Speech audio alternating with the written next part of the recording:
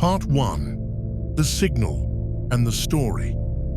Pain is the body's oldest language, a signal older than words, older than thought. It's how life first learned to survive. Every creature that's ever existed evolved with it.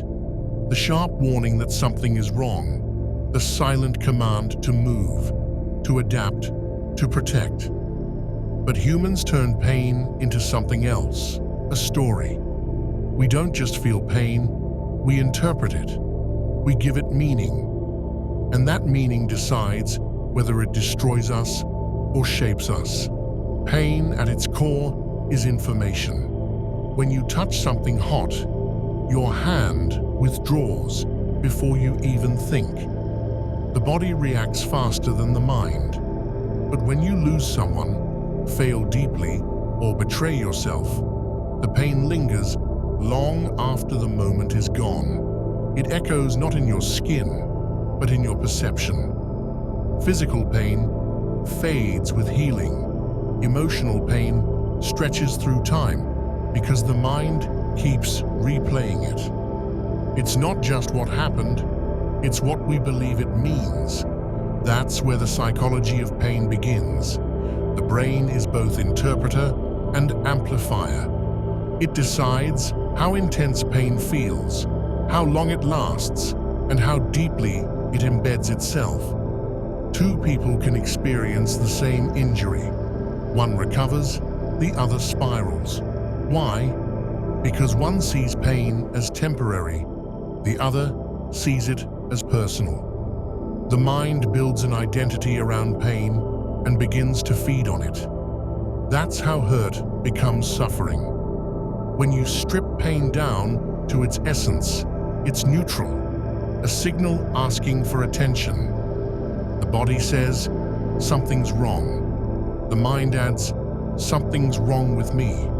That subtle difference changes everything. It's what turns pain into paralysis. But once you recognize that distinction, you take back power. You stop seeing pain as punishment and start seeing it as communication. Pain is not your enemy, it's your teacher.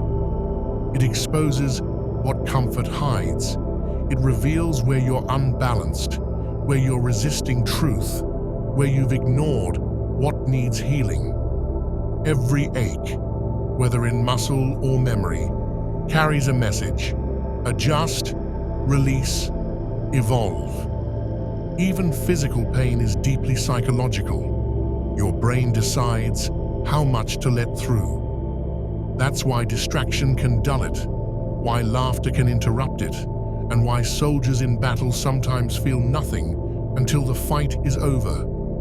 Focus rewires the signal. Context determines the meaning. Pain is never just mechanical. It's emotional, biological, and spiritual at once. When you start to observe pain instead of fear it, you begin to see its intelligence. It's precise. It doesn't appear without purpose. It arrives when something inside you, body or soul, needs your awareness. Most people try to silence it immediately, but pain isn't asking to be muted. It's asking to be heard. The first step in mastering pain is to listen. Ask it questions. Where did you come from? What are you trying to protect? What truth am I avoiding? The answers don't always come in words, but you'll feel them in release. The breath deepens, the tension loosens, the fear softens. Pain shows up when you've outgrown your current state. It's the pressure between who you are and who you're becoming. Ignore it, and it persists. Acknowledge it, and it transforms. You can't control pain's arrival, but you can control its meaning.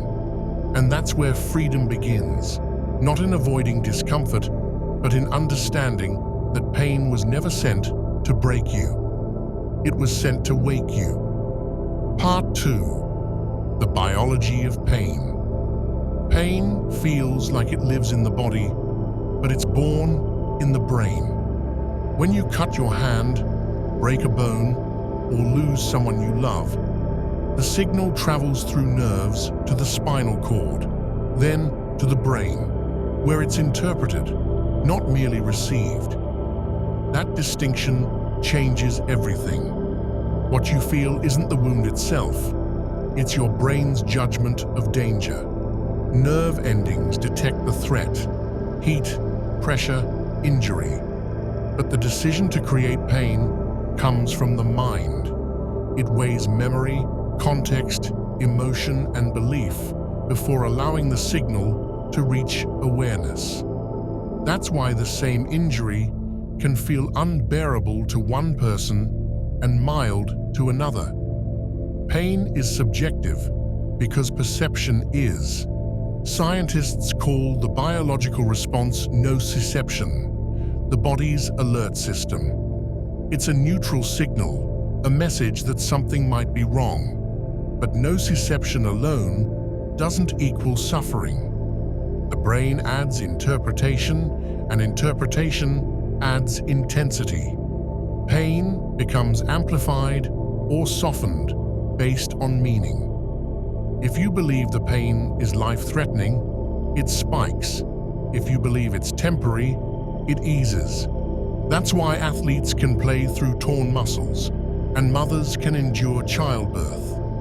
Focus and purpose override fear. The nervous system's job isn't to make you comfortable, it's to keep you alive. Pain is its most effective tool for that. But when that alarm stays on too long, it becomes distortion, like a fire alarm that keeps blaring even after the flames are gone. Chronic pain often works this way. The brain's protective circuits stay active, convinced danger still exists, even when the body is healed. Modern neuroscience calls this neuroplastic pain, pain that's real in sensation, but learned in function. The brain, out of habit, continues to produce pain signals even when there's no injury to protect. It's not weakness, it's overprotection. Your mind has simply confused vigilance with safety. Emotional pain follows the same pattern. Rejection, betrayal, loss all activate the same neural pathways as physical harm. When your heart breaks, your brain treats it as a wound to the body. The ache in your chest, the pit in your stomach, the fatigue, they're biological echoes of emotional injury. Your brain doesn't distinguish between a broken bone and a broken heart. Both are survival threats. Both demand healing. This is why conquering pain starts with awareness. If you can observe it, you can influence it. Pain doesn't mean something's wrong with you. It means something inside you is asking for understanding. When you realize your brain is not your enemy, but your interpreter, you can begin to shift the story it tells. You influence pain by changing the context around it. Safety softens it. Fear feeds it. The moment you stop treating pain as punishment and start treating it as information, the nervous system begins to relax. The brain stops scanning for danger and starts focusing on repair. Pain isn't a curse, it's communication. It's the body saying something needs to be healed, acknowledged, or released. The moment you stop fearing that message, when you listen instead of resist, the signal begins to quiet. Because pain doesn't always need to be eliminated. Sometimes it just needs to be understood. Part 3. The mind's role in pain. The mind doesn't just feel pain, it creates the experience of it. Every sensation passes through interpretation before it becomes emotion. Your thoughts, expectations, and beliefs determine how loud the pain feels, how deeply it cuts, and how long it stays. Pain is both signal and story, and the storyteller is your perception. Two people can endure the same injury, but one breaks while the other adapts.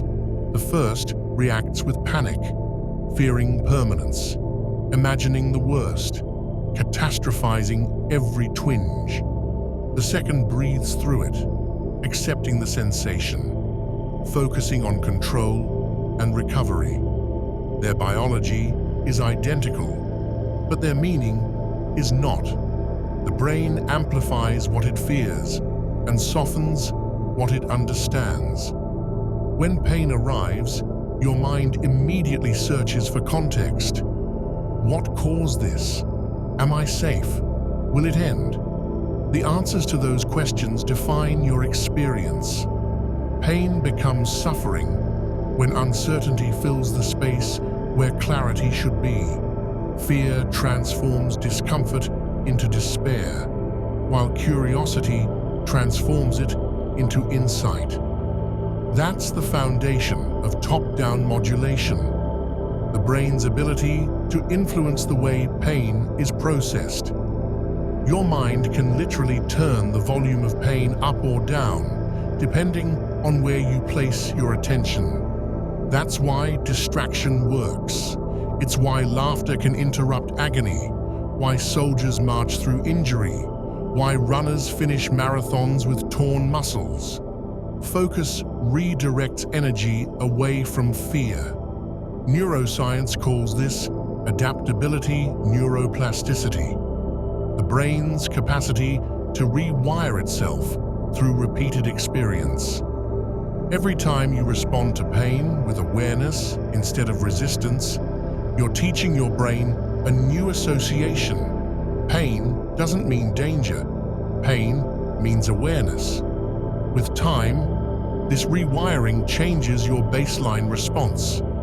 Pain stops being an emergency and becomes a form of communication. The difference between suffering and strength often comes down to language. Why me is a cry from fear. Why now is curiosity. What is this teaching me is power. Each question pulls the brain into a different emotional state, triggering a new chemistry. Less cortisol, more endorphins, more calm. Practices like meditation, breath work, or even controlled cold exposure exploit this principle. They train the nervous system to experience intensity without panic, to separate sensation from identity. The mind learns that it can witness discomfort without collapsing under it. The pain remains, but the fear dissolves. This is how the world's most resilient people endure, not because they feel less pain, but because they interpret it differently.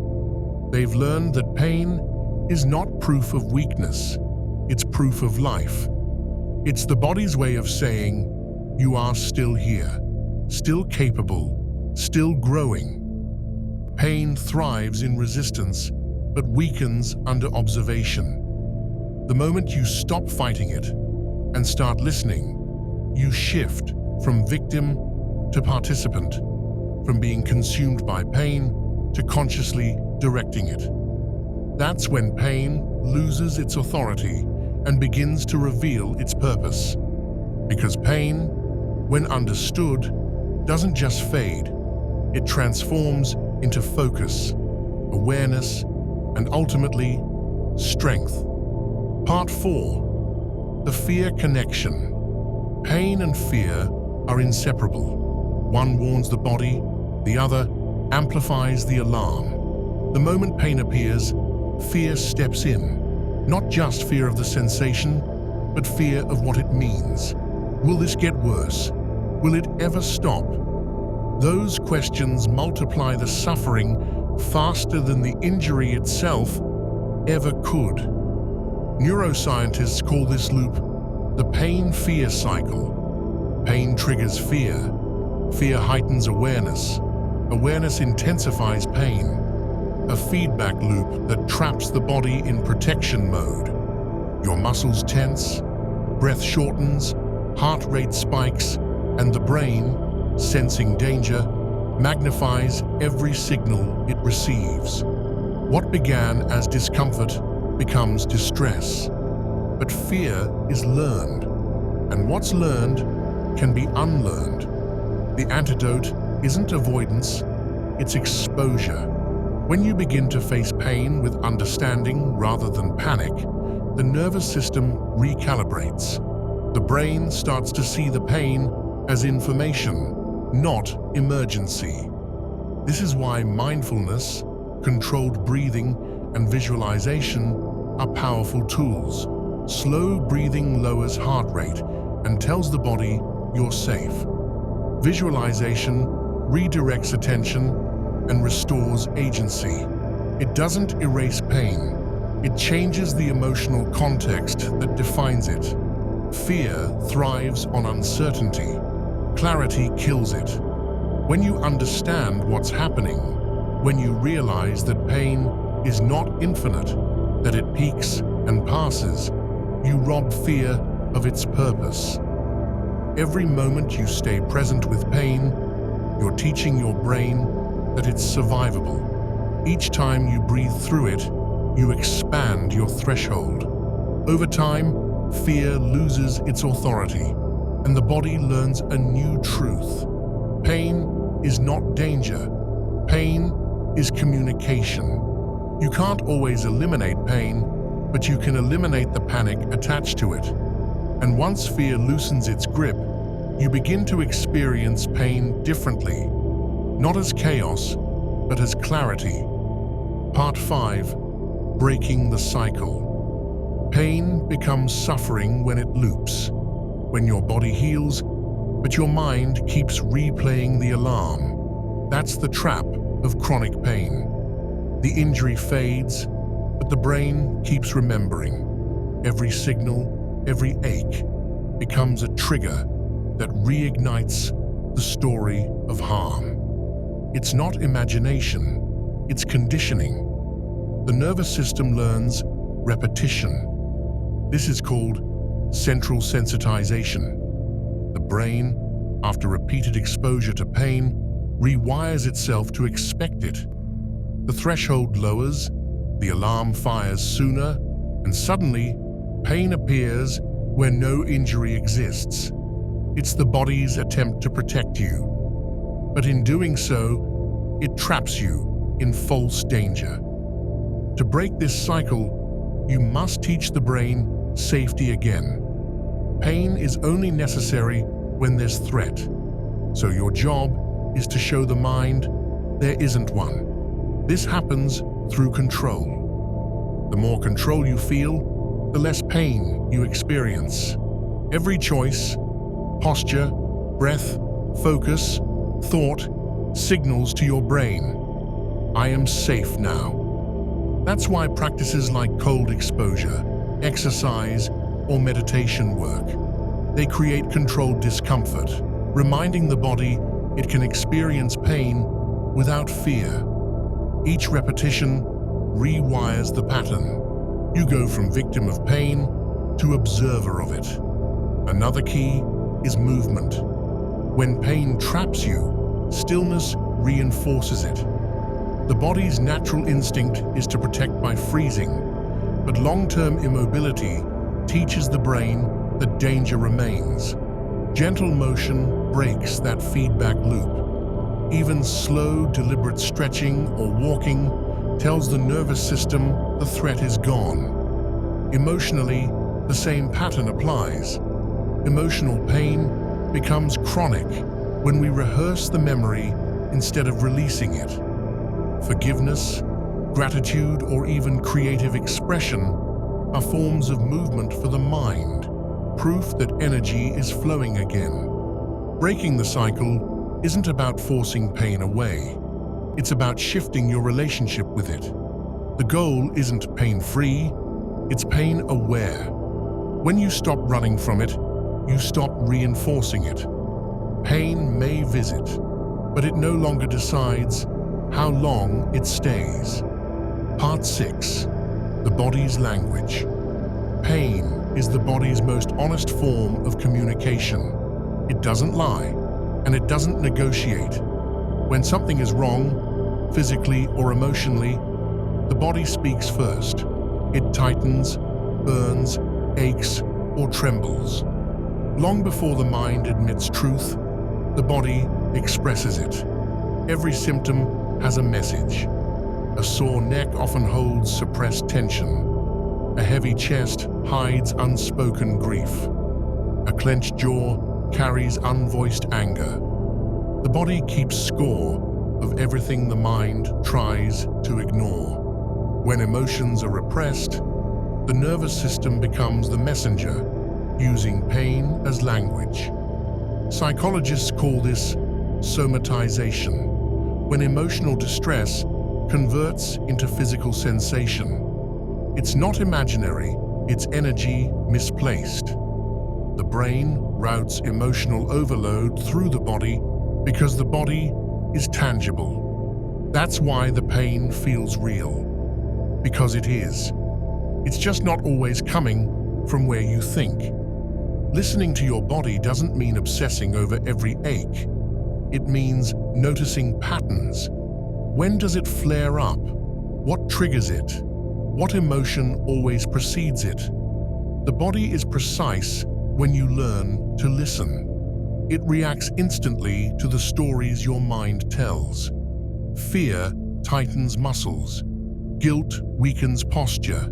Anxiety shortens breath. Healing begins when you respond to those signals instead of silencing them. Movement, expression, and presence are how you translate the body's message back into flow. The goal isn't to control the pain, it's to understand what it's trying to reveal.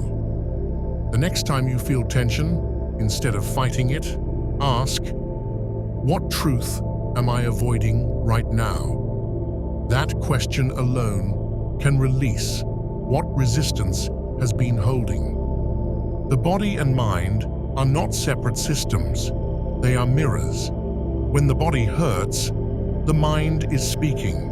When the mind suffers, the body carries the echo. The moment you begin to treat pain as communication instead of punishment, the relationship shifts. You stop fighting yourself and start healing through understanding.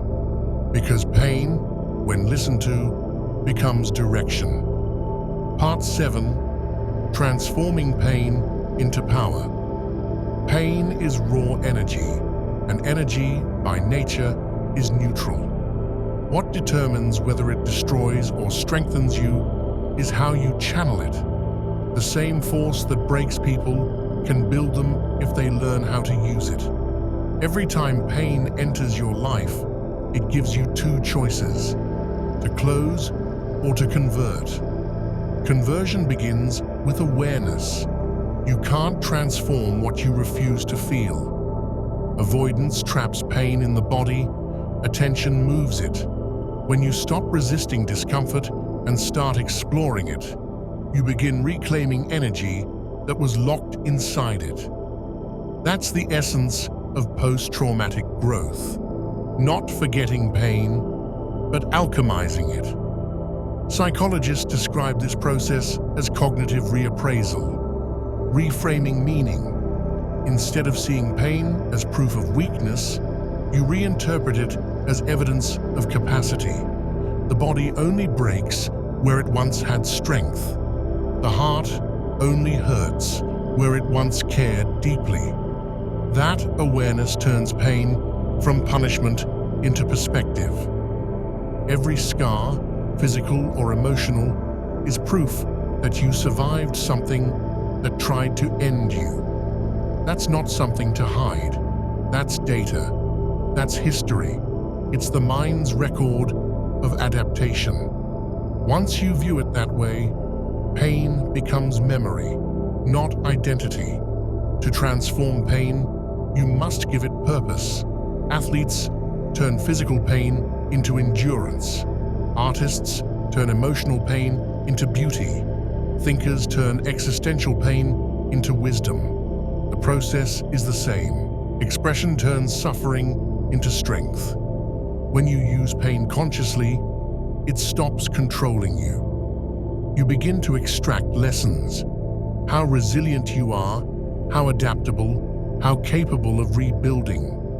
Growth isn't born from comfort. It's born from confrontation. Pain forces that confrontation. It holds a mirror up to the parts of you that only evolve under pressure. So don't just survive your pain, study it. Let it refine your character, deepen your empathy, sharpen your clarity. When you embrace it without letting it define you, pain becomes power. Not because it disappears, but because it no longer dictates your response. The most powerful people on earth aren't the ones who never felt pain. They're the ones who learned to turn it into movement. Part 8. Mastery over pain.